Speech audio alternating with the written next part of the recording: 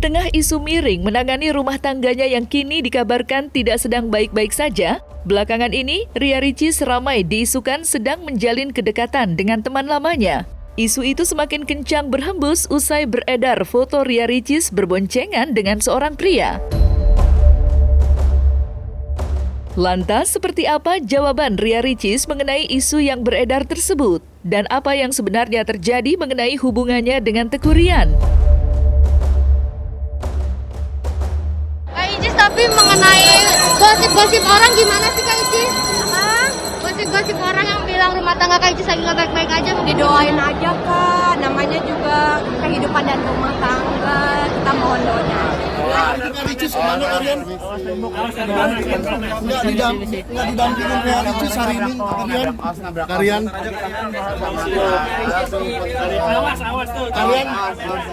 Kalian hari ini nggak didampingin gitu? Aku nggak dengar. Kalian sendiri bilang pelit sama mertua gimana kalian?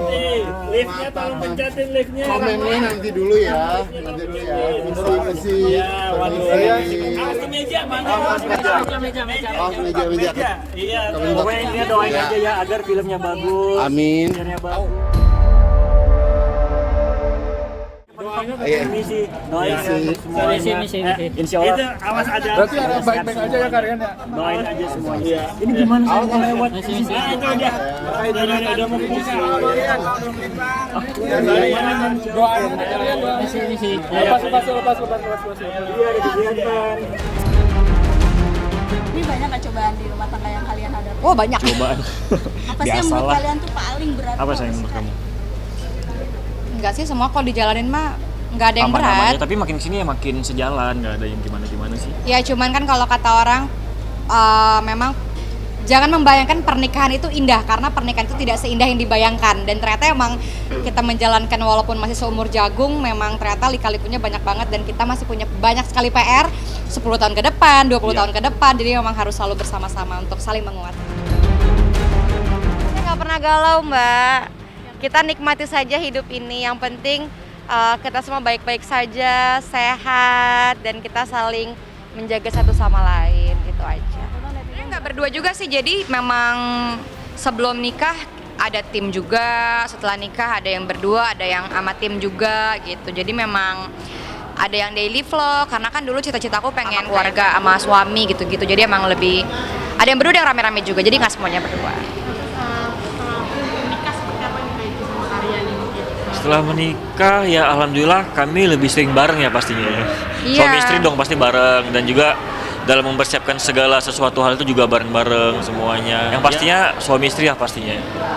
Iya, gini aja gandengan pahala itu. Karena kan kita juga nggak pacaran kan dulu, jadi karena habis nikah langsung pacaran, jadi mungkin agak kaget dikit. Jadi yang lebih heboh, oh pacar aku gitu. Jadi kayak kalau dulu nonton orang mesra-mesra, iri. Kalau sekarang kayak aku udah bisa gitu. Jadi kayak lebih seneng karena punya pacar aja gitu.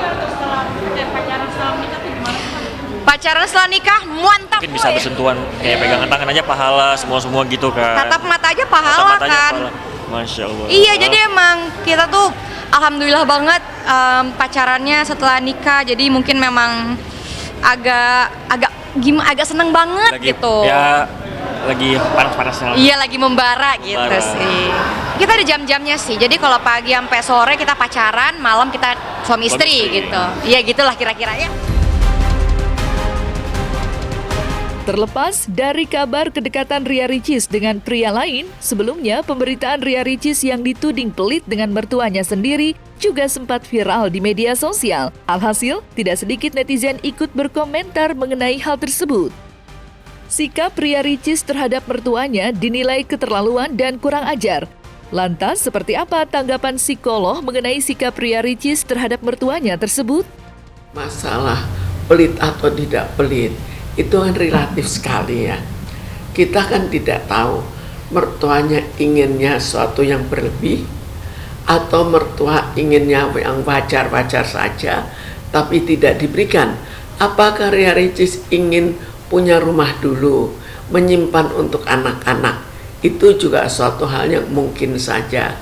Jadi kalau kita tidak tahu secara detail masalahnya apa, kita juga tidak tahu apakah betul pelit. Karena pelit itu kan merupakan sesuatu yang relatif.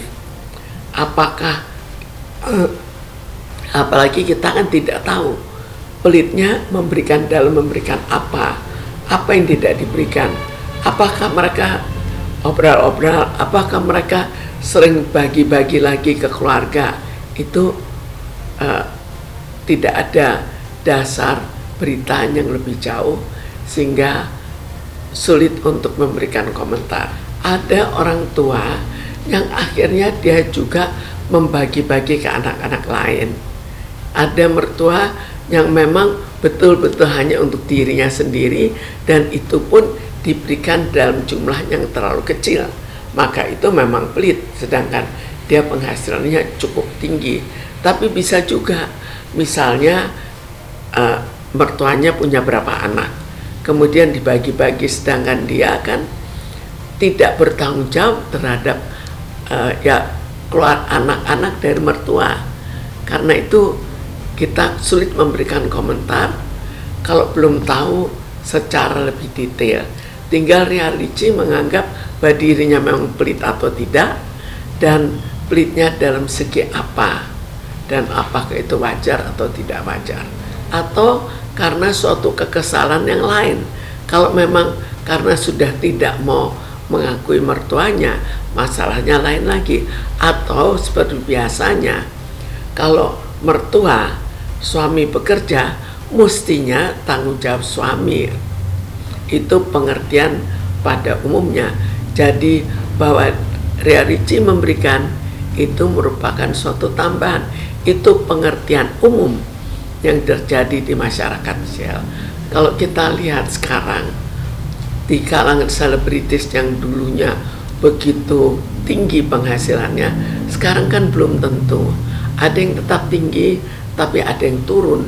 Jadi ini pun sesuatu yang harus kita tanya secara lebih detail sebelum kita memberikan suatu pendapatnya. Penghasilannya lebih kecil dan dia juga lebih kecil, maka terjadi masalah di mana ada ketidakpuasan atau ada kekecewaan dalam hal ekonomi yang dulu pada saat dia berlebih penghasilannya mungkin tidak terasa, tapi begitu penghasilan dia turun, suami juga turun. Seperti juga pada orang-orang yang masyarakat kecil, itu terjadilah suatu perselisihan atau suatu ketidakpuasan karena masalah ekonomi. Keinginan mereka, apakah tetap mau bercerai berpisah?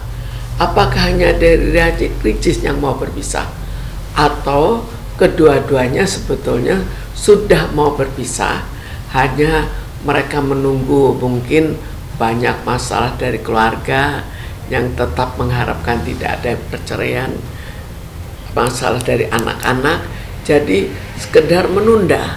Ini yang kita tidak tahu. Jika memang mereka sebetulnya hanya menunda, ya ini salah satu jalan keluar kan untuk menunda, untuk sebetulnya tetap tidak akur, tapi ya menunda terjadinya perceraian secara resmi.